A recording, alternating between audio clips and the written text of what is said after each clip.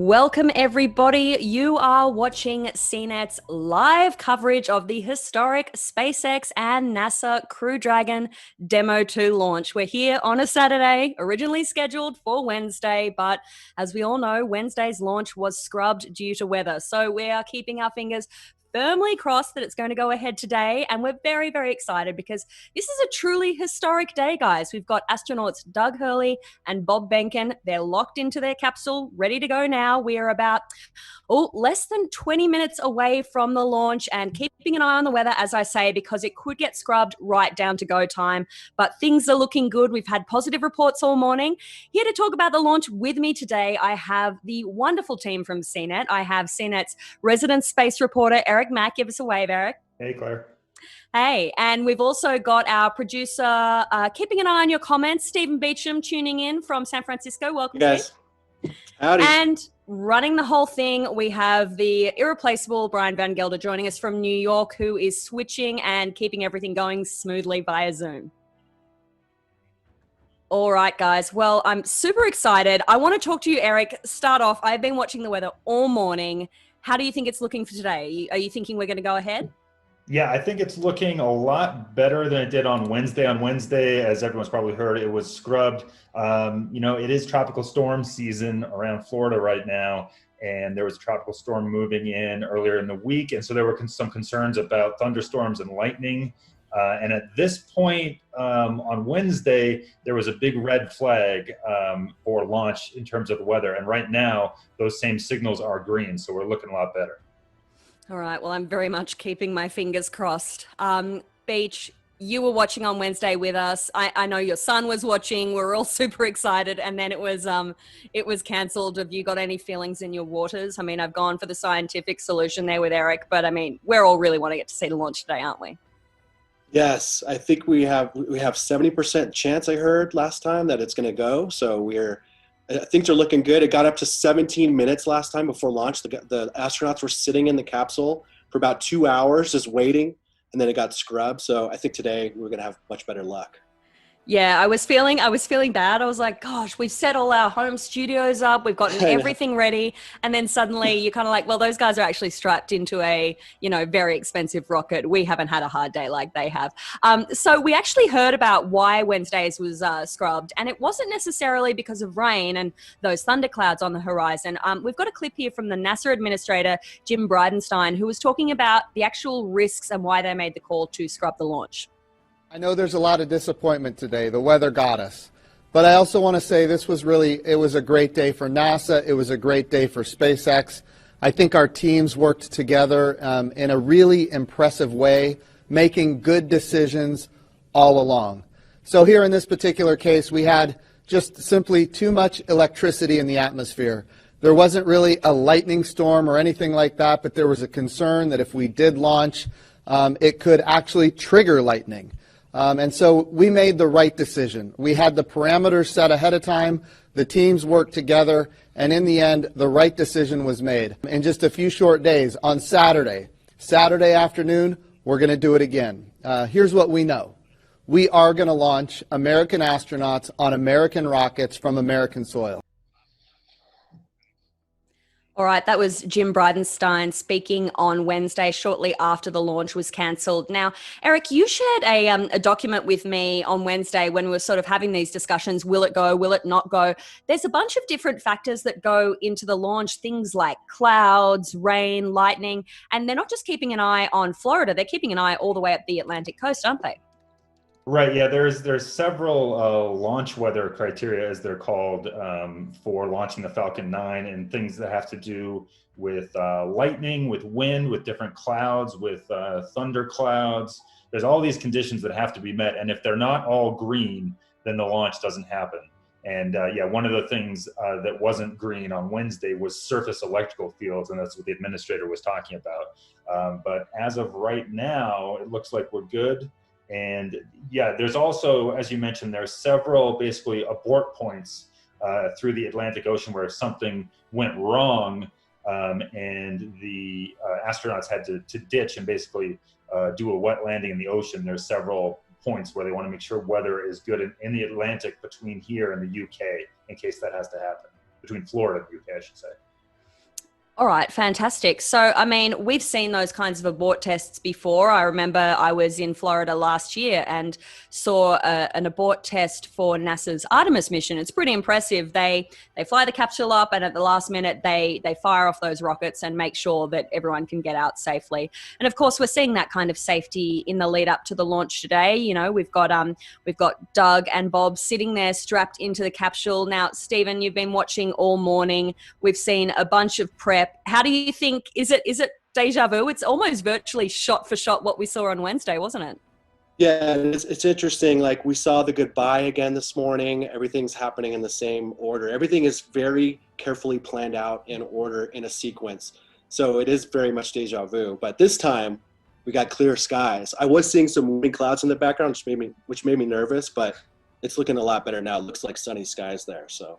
Yeah, absolutely. And you're right. We saw all the family goodbyes this morning. We saw, obviously it's quite a long day for these guys, even before they get into the capsule. They have their steak and egg breakfast. Doug Hurley confirmed the other day that he actually had steak and eggs for breakfast, as the Apollo astronauts did. Then we had the families coming to say goodbye. It was a socially distant goodbye because obviously, you know, they've been prepping for this in the middle of quarantine, but it's also about making sure that there's, you know, nothing that happens wrong with their suits. So what you can see there is the footage. I love that shot of Bob Behnken doing a virtual hug with his family. He's got, both of these astronauts are actually married to other astronauts, which is quite impressive. So space family, beautiful, big, happy space family. So we've seen the kind of same steps. Eric, talk me through, after they leave in their Tesla, of course, they're not using no regular cars for these SpaceX astronauts. Talk me through what happens when they get to the launch pad and those kind of pre-stages as we count down towards the launch. Well, there's a big thing, and I forget if it happens before they get in the Tesla or not, but they do visit the facilities to make sure before they're strapped in for 2 hours that the bladder has been vacated. So that does take place. And then they're driven to the launch pad in that Tesla, and that's actually new, the Tesla. They used to be driven traditionally in an Astrovan, which is a big modified Airstream trailer. So, but this being a SpaceX launch and the Tesla SpaceX family, it's different today. So they'll go up to the launch pad, up the elevator, and through what's called the White Room, which is kind of the last room that they pass through and make sure that everything is okay. They're all checked out before actually climbing in to the Dragon capsule and getting strapped in. And at that point, the capsule is sealed, and then there's a whole long series of checks and a very long checklist to make sure that everything is ready for launch.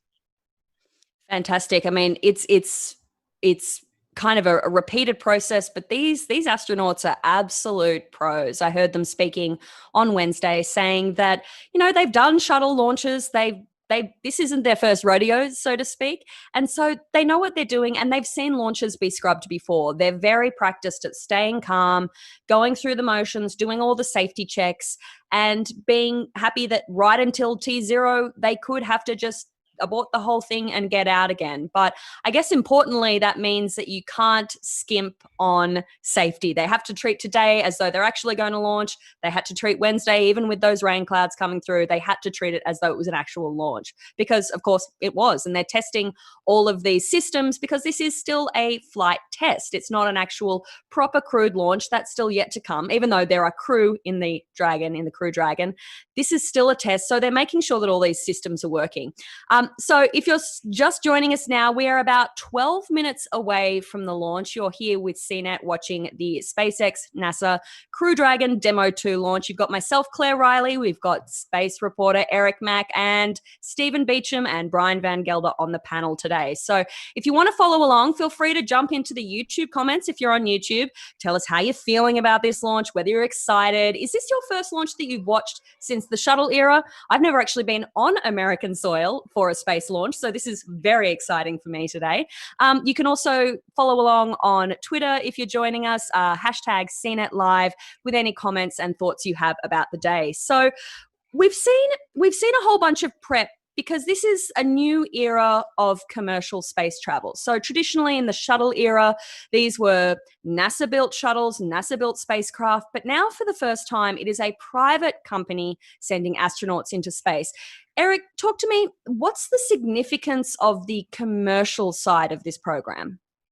Well, so, commercial companies have always been involved with NASA, but typically the way it's worked in the past is when NASA wants to build its next rocket, they'll just contract out to people to help build a rocket or a spacecraft to their specifications. But what's different this time around with this commercial crew program, of which SpaceX and Boeing are the first companies participating, is NASA says, okay, this is what we want to do. And we'd like to basically be a customer of yours with whatever spacecraft you can design for us for this mission, or whichever one you have in your stables that might work. So it's the difference between being a customer and hiring a contractor. And of course, the Crew Dragon, this is going to be the first commercial crew launch with humans aboard. There has been a commercial cargo program going for years, which is the predecessor to this. And so basically what we're seeing here is the version 2.0 of the SpaceX Dragon capsule. This is the second version that can carry both cargo and humans. In fact, up to 7 people. It seats 7. So this is much bigger than what we've seen in the past.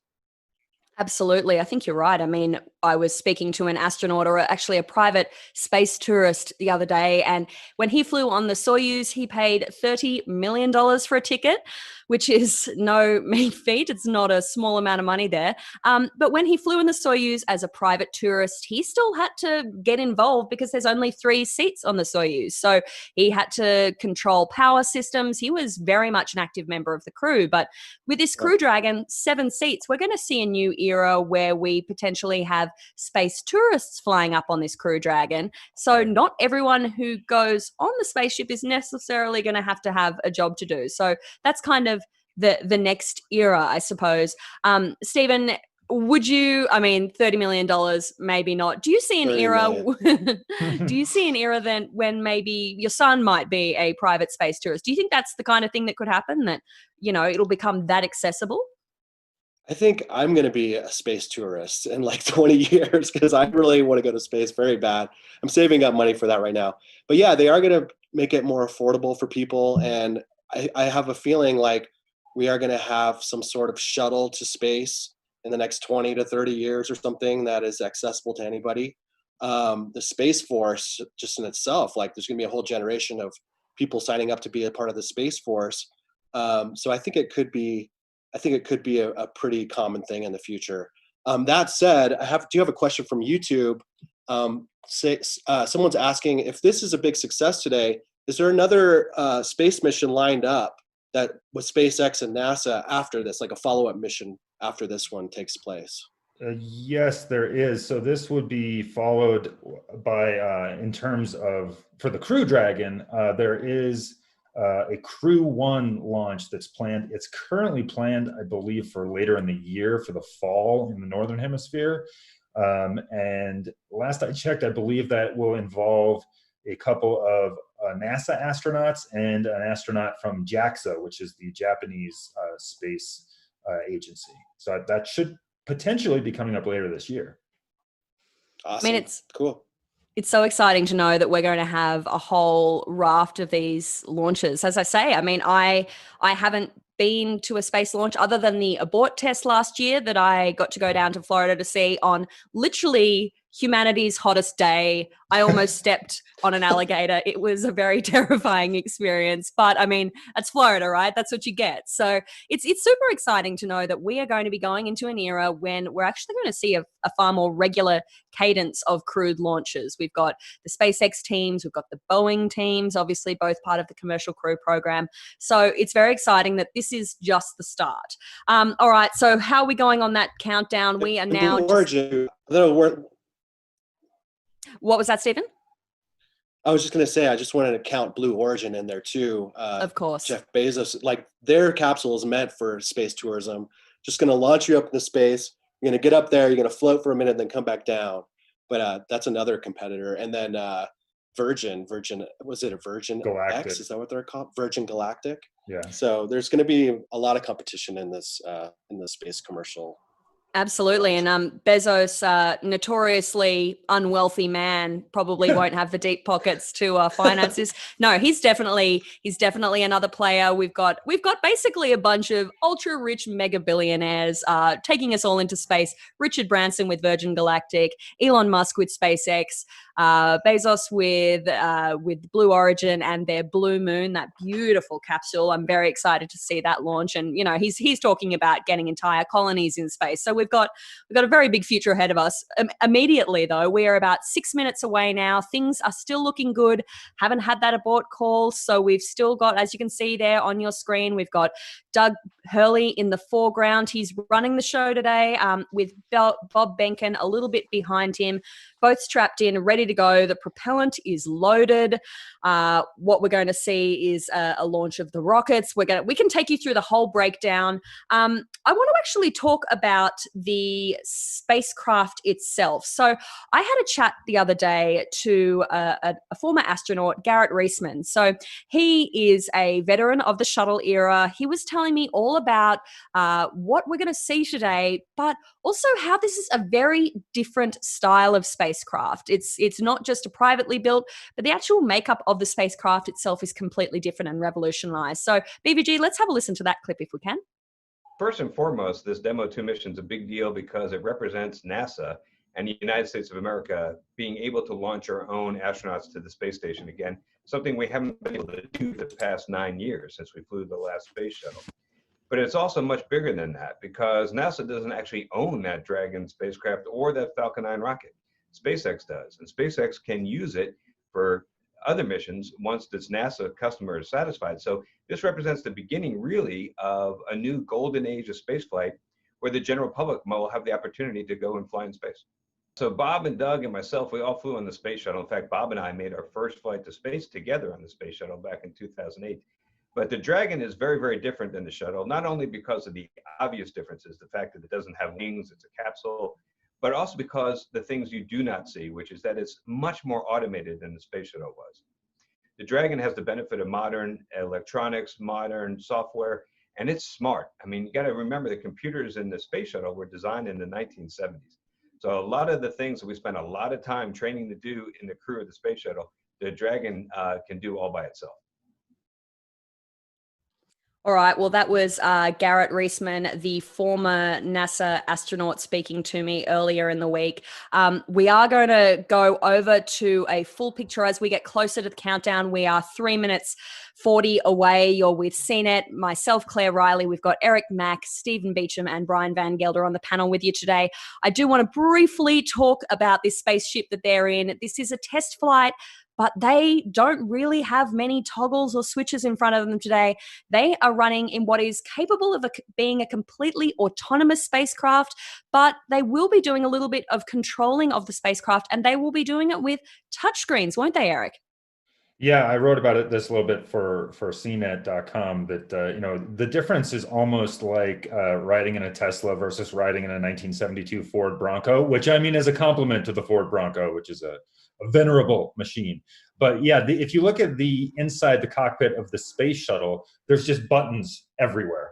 And that's all been taken away. And there's just touch screens. It's very sleek.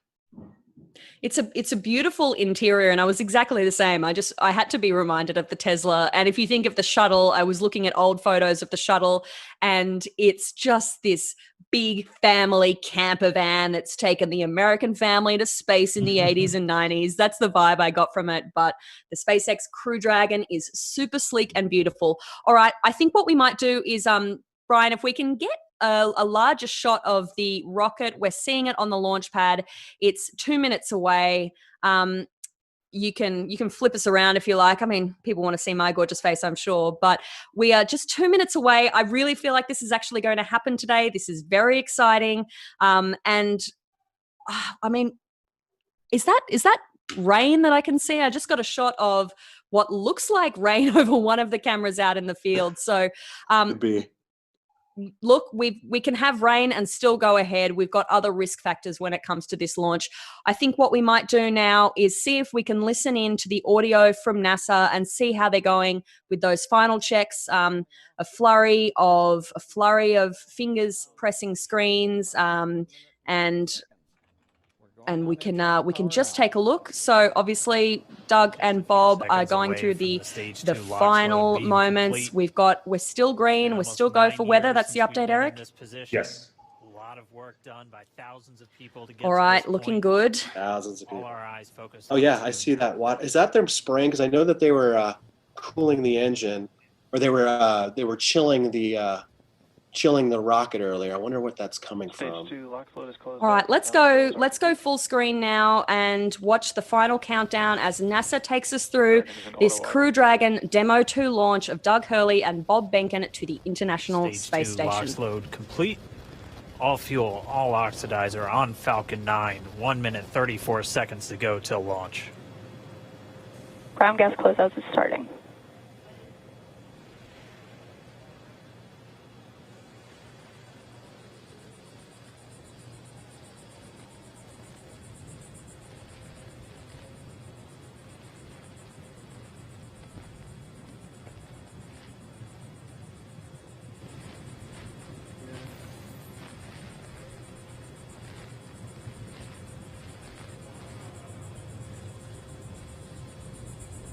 Falcon 9 is in startup. Dragon is in countdown. FTS is armed for launch. Under a minute now, the FTS, the flight termination system, has been armed. Dragon, SpaceX, go for launch. SpaceX Dragon, we're go for launch. Let's light this candle.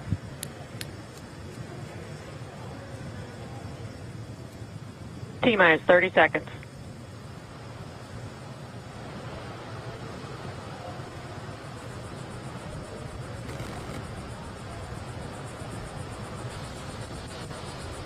Stage 1 tanks pressing for flight. T-minus 15 seconds.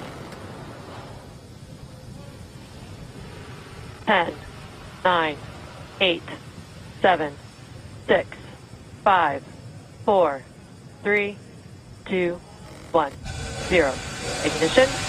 Liftoff of the Falcon 9 and Crew Dragon. Go NASA, go SpaceX, Godspeed, Bob and Doug. America has launched. And so rises a new era of American spaceflight, and with it the ambitions of a new generation continuing the dream. 20 seconds into flight, stage 1 propulsion is nominal.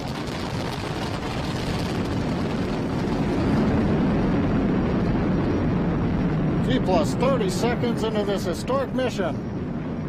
Flying crew on board Dragon and Falcon 9, and look at them go. Falcon power telemetry nominal. M1D throttle down. We're throttling down to get ready for the period of maximum dynamic pressure. We're in the throttle bucket. Reports say all systems are go. Vehicle is supersonic. We've exceeded Mach 1 on the Falcon 9. M1D throttle up. We're throttling back up to full power as we're through max Q. Copy, 1 Bravo.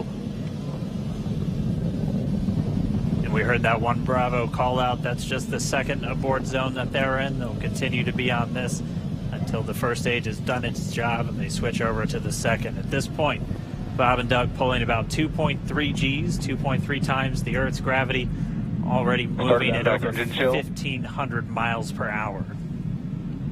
We've heard the call out for MVAC engine chill. That's getting the MVAC engine ready to light. That'll come at about 2:44 into flight. Right now, everything continuing to look good. Next major event coming up is going to be the triple. We'll have main engine cutoff of the 9 first stage engines, stage separation, and then ignition of the second stage engine to continue to carry astronauts into orbit. Coming up in about 20 seconds. M1D throttle down.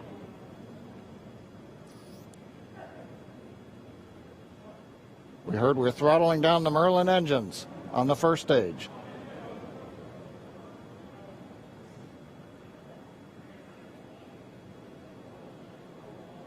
And we have Miko. Miko. 2 Alpha. Falcon stage separation confirmed. Copy 2 Alpha. MVAC ignition.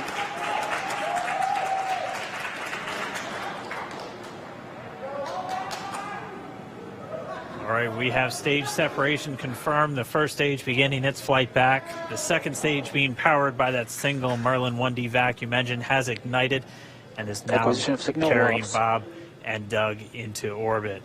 So they're going to continue under the power of this second stage. Stage 2 propulsion is nominal.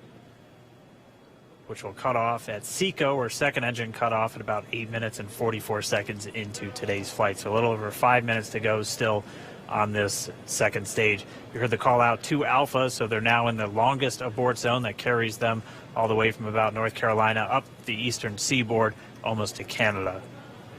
Things looking good though, getting good call outs, nominal propulsion on that second stage. Bob and Doug continuing to make their way into orbit.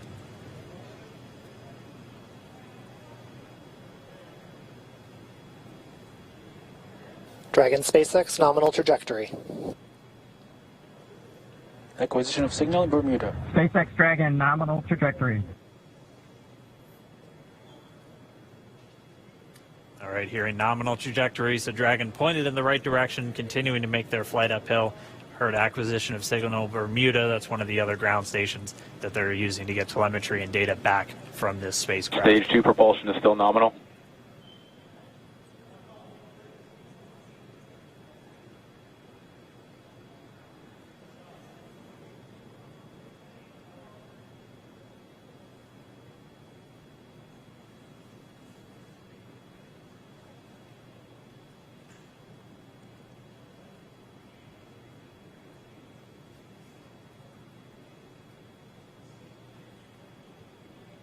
A little over 4 minutes, 40 seconds into the flight.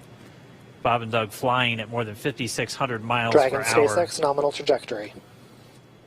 Already almost 200 miles downrange from the Kennedy Space Center. Nominal trajectory continuing.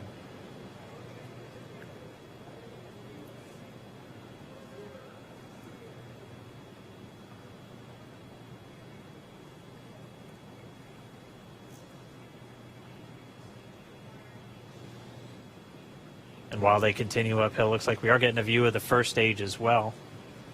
Yep, on your right screen, you can see that first stage with the grid fins deployed. It's making its way back to attempt to land on our drone ship, Of Course, I Still Love You today.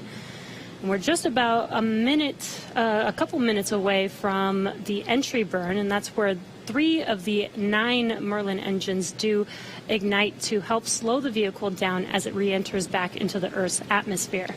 And then after the entry burn will be the landing burn, which is just a single engine Dragon SpaceX burn. nominal trajectory. And you heard Nominal starting trajectory. chill for entry burn. there's that call out. They are still on a nominal trajectory on Dragon, still on second stage, and that's that MVAC engine on second stage on your left screen.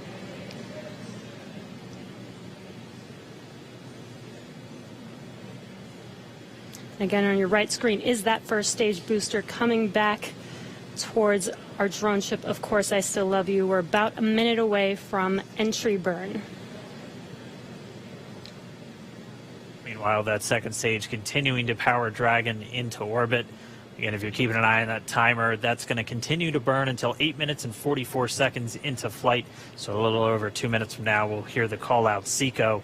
It'll then be a little Stage under, 2 propulsion is still good. A little over 3 minutes until Dragon physically separates from the second stage of the Falcon 9 after the upper Dragon stage gets a SpaceX chance. nominal trajectory. Dragon copies, nominal trajectory. Continuing to check in with Bob and Doug as they are on a nominal trajectory. Just about 10 seconds away from that first stage.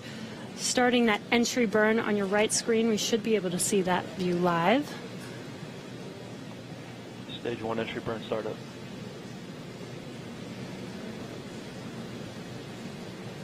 And there is that entry burn Acquisition beginning. signal in your hands. This burn lasts about 36 seconds long. Stage 2 FTS is saved.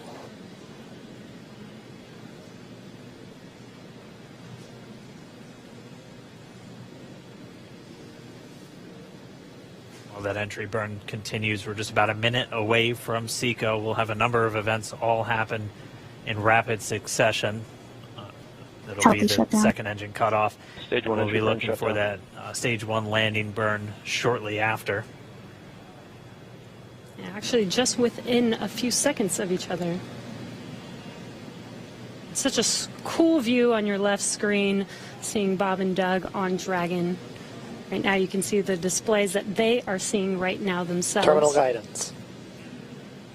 And back throttle step. We are coming up 25 seconds or so away from SECO, or second engine cutoff. This is also the point where Bob and Doug are experiencing their highest G-force. We're seeing the counter tick up to right about 1.8. Copy, Shannon. You heard Shannon, so that just means they're in their final abort zones. If they were to abort at this point, it would either be an abort to orbit or to land off the coast of Ireland. Standing by for second Stage 1 engine landing cutoff startup. confirmation. And back throttle step. And back shutdown. Stage 1 landing winner. Confirmation of SECO's second engine cutoff.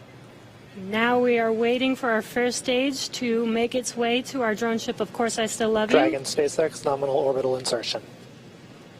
Launch escape confirmation system is nominal disarmed. orbital Dragon copy. insertion. Nominal orbital insertion. Deploy. And what you're seeing on your screen is a live view of our drone ship, where our first stage will be coming down.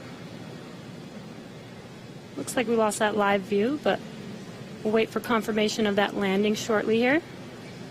Falcon 9 first stage is successfully landed. And there you can see on your screen, Falcon 9 has landed. This is the first Falcon 9 to carry humans to orbit, so very exciting for us. And as you can see on your right screen, Bob and Doug are still making their way to their targeted orbit. M1D to recovery 1. So exciting today. M1D. It doesn't stop. It does not stop. All right, we did hear again that call out, good orbital insertion, so that means Falcon 9 and Dragon right now exactly where they're supposed to be. M1D to FRC on recovery 1.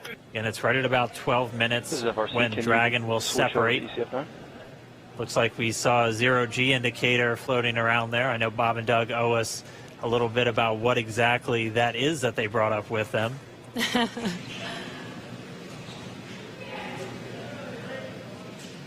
And before separation, before Dragon initiates separation from the second stage, they do make sure to they do ensure that the vehicle is not spinning and it is in good condition before we separate. That's right, the upper stage does small attitude maneuver using some cold gas thrusters built into the rocket body itself. All right, if you are just So joining do us, we expect have that just separation seen to occur the in about a successful minute from launch now, of but the Crew Dragon they demo do wait until they to have full confirmation capsule. that it It's is very ready to exciting. The separate. mission has gone off, and after delays on Wednesday, we've seen it finally launch. We also Such saw cool at the end of views. that shot there, you saw the Falcon 9 reusable rocket land back on the drone ship. So that happened successfully. It's looked like it's all gone ahead pretty well here. We've got a shot of the control room on the left there, and on the right you can see on the left of screen Doug Hurley, and on the right of screen Bob Benken, both snug inside their capsule, making their way into orbit. Now, this part of the actual mission is only really about 12 minutes for them to get into space, but then it's a number of hours before they can actually get into the orbit with the ISS, and then tomorrow they will be docking in the morning Eastern time. They'll be docking with the ISS.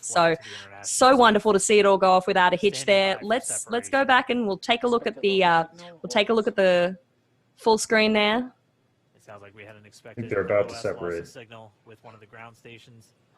All right, so what's happening there is the Crew Dragon actually separates, and there you can see it, the Crew Dragon separating from the second stage. So we had the Falcon 9 rocket, the second stage separates, the Falcon comes down back to Earth and lands on the drone ship, the second stage and the Crew Dragon continue on into space, and what we've just seen in that beautiful, very sci-fi looking shot there, we've got the Crew Dragon heading out on its own and making its way slowly, on the appearance of things, actually traveling at about 17,500 miles, all things considered, 17,500 miles per hour, but it will slowly make its way into the orbit of the ISS so that it can dock safely. Now, they're obviously using some of those controls on the touchscreen in front of them. Eric, what was that like? Is this how does this rate in your space launches that you've watched? I mean, this is pretty near the top. I mean, just look at that live shot from within the cockpit where, number one, I mean, that is perhaps the biggest first for me, is to actually watch these guys as they're flying up through the atmosphere and into space. I don't think we've ever seen that live. And that's just huge. This is kind of the space future that we were always promised. You know, this actually looks like what space should look like for sci-fi geeks, right? Yeah, Absolutely. that shot behind them, that shot behind the two astronauts looking up at the screens, that is incredible. That is an incredible shot, and that's like inspiring to many people, I'm sure. I love that shot. It's beautiful. I mean, with the Apollo launches in 1969, we got all the transcripts, we got all the audio, and you can listen to them on the NASA website, which is lots of fun if you're a mad space geek and you want to dig through all those old audio logs. But to actually be able to see it in real time, to see two people flying into space after a successful launch. The docking is going to be visible tomorrow as well, so we'll be able to actually see them come into dock with the ISS, which is super exciting. We'll be carrying that on CNET's highlights channel, so make sure to tune in for that. But I think that's what's so marvelous about this, is that it feels like it's really democratized space travel. Everyone can watch this around the world, see it happening in real time in this completely cutting edge spacecraft. I mean, this is a completely new era. It feels to me like I'm seeing the start of something really wonderful here. And I actually love that this is happening now during what are pretty dark times around the world. Because I mean, what we've just seen and what is still going on is this is an exercise in extreme competence that has taken years of planning and engineering, and hundreds, thousands of people have had their fingerprints on this project. And so to be able to pull it off, and you mentioned something before the launch, Claire, that they were doing all this in quarantine. What's interesting is that NASA has such stringent standards for quarantine before any launch. The protocols are so strict that they didn't really have to change much for COVID-19. So it's really cool to see that with so much uncertainty in the world, and all of us just kind of muddling through these very uncertain times, to be able to pull something like this off is inspiring and reminds us of what we're capable of, I think. You're absolutely right. And I'll jump to you, Stephen. Yeah. I was just going to say, the chat room is asking, when is the docking going to happen? So they're on their way to the space station now. When is it going to occur? Any of you guys know? Yep, we've got that here. So we've got, just as a timeline for the rest of today and the rest of their kind of day one of this space travel, we had the 3:22 liftoff. Now, it was an instantaneous launch window, so they had to make that 3:22 p.m. Eastern time launch window. Successfully, they did that. We had the phase burn, and then at 4:55, we've got the far-field manual flight test. So this is a fully autonomous vehicle. It's capable of being completely controlled autonomously, but because it's a demo test flight, we are going to see Bob and Doug actually taking manual control of the spacecraft, which is going to be really exciting to see. At 6:30 this evening, we have a post-launch news conference from Kennedy, so that's 6:30 Eastern. And then tomorrow, we've got a whole series of events happening at 10:29 Eastern time. Let me just double check whether that's Eastern or we have been having a delightful time being based on the West Coast with this conversions. I'm definitely not used to, I'm still thinking in Australian time, half of me. 10:29, we've got the docking, and at 12:45 p.m. we have the hatch opening. So they'll actually dock with the ISS. They'll come in close. That last part of the kind of the journey and the latch on to the ISS is actually going to be done autonomously, but they will be getting a handle for the touchscreen controls as they get close to the ISS. They're going to dock, and then at about, 2 and a bit hours later at 12:45 p.m., they have the hatch opening. So very weird that they're just going to be sitting there, kind of maybe knocking on the door. I have a nice image of that. And then they'll actually have a kind of a full meet and greet with the one US astronaut that is currently on the ISS, who flew up there via Soyuz.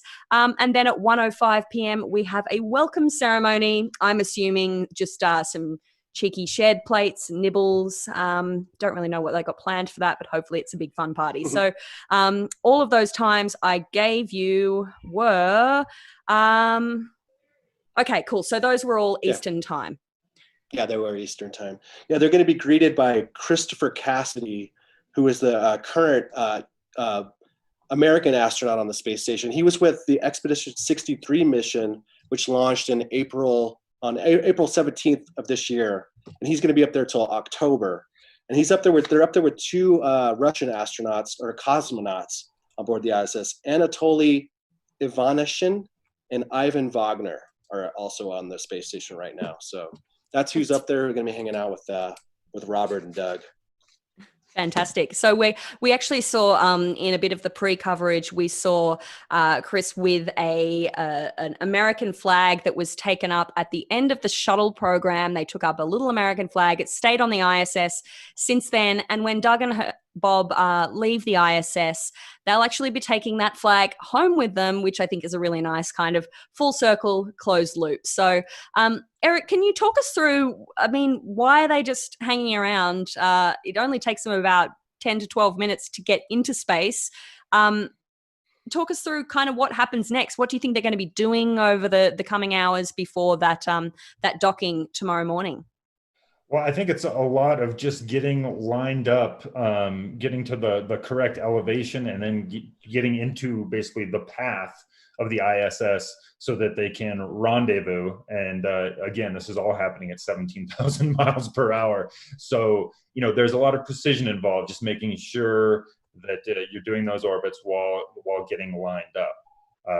And then then the mission is only really just beginning, though. Like you said, they'll be on the space station for a while, for an undetermined amount of time, as I last heard. And then at some point within the next couple of months, they'll get back into Crew Dragon and come back to Earth for the first time in that vehicle, splash down in the ocean. And then there's actually a pretty cool procedure where SpaceX has a custom ship that goes out, plucks them out, and then puts them on the ship. And there's a helicopter landing pad on the ship to get them back to land. So, it's really just beginning, and it's going to keep going for weeks.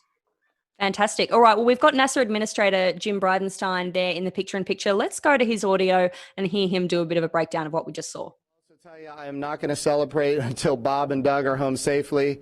Tomorrow, they're going to dock to the International Space Station. Tonight, I'm heading to Houston to be at the Johnson Space Center when that happens. So it's a bit of a relief. The nose cone is now open. It's now deployed, which means that now we're going to go into some burns. We're going to have some phasing burns. We're going to have some boosting burns, and we're going to get as much as we can in alignment with the International Space Station as early as possible here. But also, I know it's hard, but the big thing that we need to do now is we got to get Bob and Doug, who have now gone through this exercise twice. They need to get some rest. But I can guarantee you there will be no rest for a good amount of time while they're up there in orbit. And they are certainly on their way, and a lot of people joining us for this entire celebration and watching it. We just heard 10 million people watching live as this launch happened, and President Donald Trump becoming the third sitting president to watch a launch live from the Kennedy Space Center. First, to be clear, I think he's the only sitting president to watch American astronauts launch on a brand new rocket that has never launched before. and that's a big risk. You know, he also said we're going to go to the moon by 2024. That means he's putting himself at risk to say, look, I'm going to be accountable, potentially, I'm going to be accountable to the initiatives that I put forward. And I think we have not had that kind of leadership for space in a very, very long time. And we're so grateful for it. What was it like watching the launch with the president? How did he react?